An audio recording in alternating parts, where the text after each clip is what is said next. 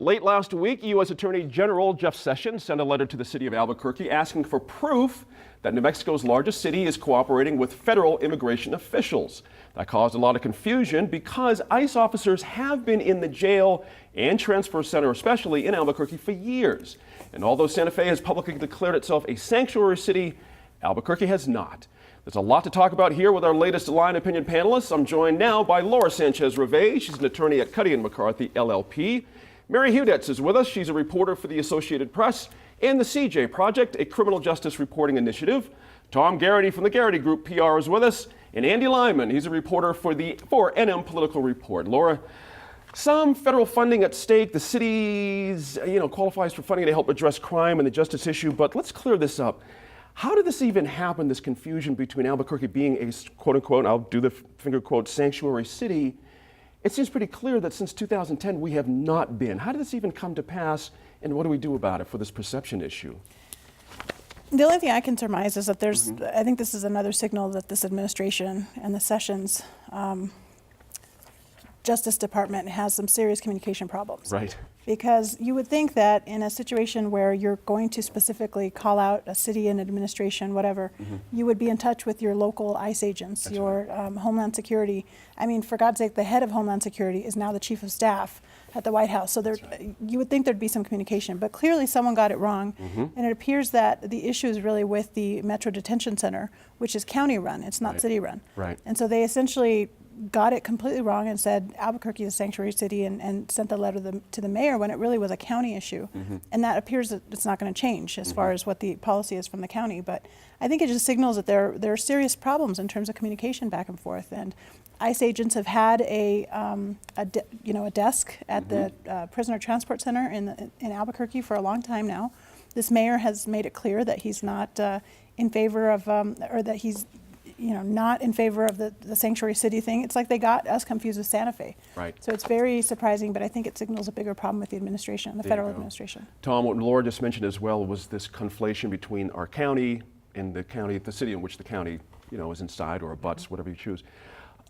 There is a handoff, so to speak. Do you know what I mean? And I could almost see how people could confuse the county situation being immigrant friendly, as they state it, and hearing that and just going, well, that must mean they're what's friendly, for gosh sake. Is that part of the problem here, that we've got some language problems here? It is, yeah. I mean, clearly, to support Laura's point, there is a huge communication issue because of the Department of Justice, of all the federal entities that has been deeply involved with the City of Albuquerque Police Department.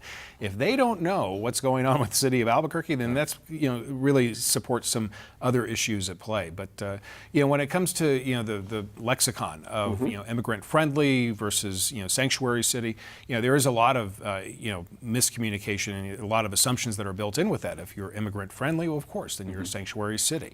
But it's just I don't see it as a major issue because people inside New Mexico, no. Right. Albuquerque, yes, it's immigrant friendly. The mayor is very supportive of Republican and conservative issues when it comes to immigration enforcement. The county, however, very different, as came out earlier this week. So, I think it's just in the big scheme of things, it's not necessarily as big a deal as we think it is, because it's more of a guffaw, as far as looking at the Department of Justice saying, really? That's right. Really? Well, you have until the 18th of this month, Mary, to straighten this out. It seems like a simple phone call. A letter has already been sent from the mayor, later that day. He didn't wait on it. But when I bring up the mayor to say to this, he has also been pretty clear in saying we meaning the APD and our city, is not in the business of doing the Fed's work for them. We'll give you a desk, we'll give you access as you want it in 48 hours, all that kind of thing. But we can't do what we need to. We can't do what you want us to do. Is that part of the problem here in your view? That maybe we're not bought in fully as far as the AG is concerned? I actually think that it sounds, when I read the stories and the reporting, it really, a lot of the discrepancy is coming down to the jails. And Albuquerque, of the four cities, is not alone in the jail being an issue, and whether the county or the jail authorities are going to detain someone maybe for a couple days, pass a release date for ICE authorities. So it'll be really interesting. Like you said, next week it was the deadline that the Justice Department set for cities to respond. It'll be interesting to see how the Justice Department takes in that whole jurisdiction kind of mess between county and city and deals with it with each of the 4 cities that were Maybe a called field out. hearing is in order. You never just We'll explain see, these yeah. things, you know. Andy, yeah, but there's a lot of money on the table for crime fighting, so to speak, and the mayor wants it, and no one's really opposed to it. I don't hear really city council pushing back on him that vigorously either. It just seems like we should be in the clear here by the 18th, but who knows what could happen in the interim. Yeah, I think there's some difference of opinions with the city council and the mayor. I think the city council has tried to push for something similar that the county has, as far as being more friendly to immigrants and not doing, because the mayor has said he's immigrant friendly, Right. or the city's immigrant friendly in certain. He's got a department that offers resources, but he also allows a desk at the Metro Detention Center. So yeah, I don't know what's going to happen with that, but the council may come out with something later. I feel like the money probably is important to the city in general. You know, Tom, the mayor said this is a crime-fighting issue, not a cultural issue, that's for sure. It seems like what we're kind of talking about here is Albuquerque is walking a very fine line here, and we always sort of have, because we have a lot of immigrants coming here. We have a lot of minority population that's burgeoning in our state and lots of different parts, including Albuquerque. And so what comes with that is a vigilance if you're going to be on lookout for criminals who are not documented, so to speak, as opposed to folks in the overall who are not documented. That balance is tricky, isn't it? Trying to find that balance. It is, and I would say it is a cultural issue. Because when you look at how people in the Hispanic community view the trust of law enforcement officers and trust of federal government. In our surveys that we've looked at, those who identify themselves as Hispanic have a higher rate of distrust for federal government officials as well as for police officers than any other ethnic group that we monitor. Wow. So it is really a cultural issue that the city and the feds, for that extent, need to be very sensitive to. Let's talk about another angle of this, which is interesting. We have a couple of folks in churches in sanctuary right now here in Albuquerque and places of faith will do that. They've done that around the country. There was a very high-profile case here of an imminent deportation of a man that was, there was a huge rally. ACLU came together with a lot of different folks. Does that change the picture somewhat? I mean, you can call yourself not a sanctuary city, but others may have another idea of what this is all about. And does that confuse the issue a little bit? Well, I think to people who are using the term sanctuary city sort of broadly defined, but when we talk about sanctuary cities with regard to federal funding, there's a very specific definition. It has to do with law enforcement issues and not necessarily what culturally or what churches do or don't do. So, I mean, certainly they provide sanctuary. The churches, there are some churches that have done that, and we've seen examples of it around the country that have been occurring.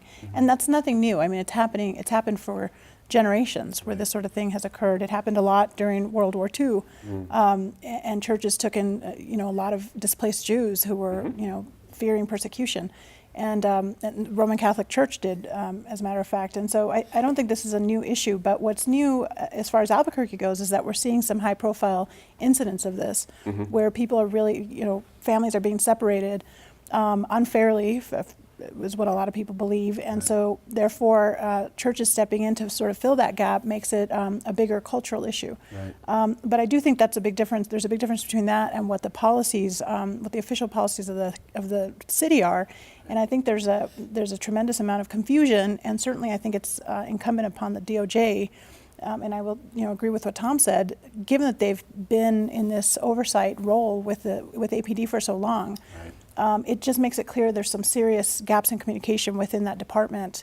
If the head, if the Attorney General would send a letter like this without fully understanding or touching base with people who've been clearly working with APD for years now. Right. So I think that's a very serious problem. Yeah, exactly right. Mary, Michelle Lujan Grisham has come out with a statement saying, this is politically motivated. But the more interesting part of the statement was that she said it will make Albuquerque and places like Albuquerque less safe if our local police have to, in fact, do the job of federal agents. Is that a little bit of politicking on her end as well, even though she's calling it a political directive? How did that strike you? I mean, yeah, I think what she's touching on is something that we hear in at least one political sphere a lot, is that police are hesitant to plunge too far into enforcing immigration laws because of the long struggle to build trust with minority communities. That's right. Yeah, so I think that's what she's touching on. That's where she's coming from. Right. Has she signaled something in case she wins the nod, so to speak, or where she's going to be coming down on this issue, possibly? It's hard to ignore the fact that she is going to she's running for governor, and she's making a statement here. Obviously, it's hard to say that she's not lining herself up. I mean, this is her opinion, and I think something that she's staying true to her beliefs. I don't think she's being dishonest, but it's, yeah. Interesting. On the last bit, Tom, we have Wayne Johnson, County Commissioner. He has also tried to propose something that was shot down pretty overwhelmingly to remove the immigrant-friendly moniker from Bernalillo County's sort of status. Do you anticipate another try at that? I don't think he's alone on that, is wanting the county to kind of be more in line with the city, so to speak. Where do you think that might end up? Well, there's two things. One is what is the policy going to be, and then two, how is he going to use this to help him in his election for mayor? That's right. To What you got address the accused latter. of, grandstanding. Oh yeah. So I think and I don't have any dog in this particular fight. I'm glad I live in Los Ranchos. But when it comes to really understanding what his next steps are, I would say he shouldn't bring it up again. Right. It's a dead issue, and if he wants to, he could bring it up. But I think that the commissioners pretty much resoundingly said what they felt, and Commissioner Casada, Right. I think his motion, which was approved, was very well done. Right, Commissioner Casada, of course, was the one who originally wanted this designation for the county. Same question, we'll finish the topic with this. This alignment between the city and the county, is it a moot issue? Does it not matter at the end of the day, or does something need to happen depending on which side of the issue you're on? Well, I mean, I don't know that the two have ever been in line. I mean, we see major differences between the police forces of both entities. I mean, APD has serious problems. The Sheriff's Department has a different take on a lot of their policies and the work that they do. And I think that in this case, Wayne Johnson was alone because it wasn't even a partisan issue. Right. Lonnie Talbot, Commissioner Lonnie Talbot, also voted his resolution down to repeal that immigrant-friendly status. And so, he sort of set himself up for an easy criticism that it was related to his run for mayor. But I think the bigger issue, too, is that everybody running for mayor will need to take a position on this.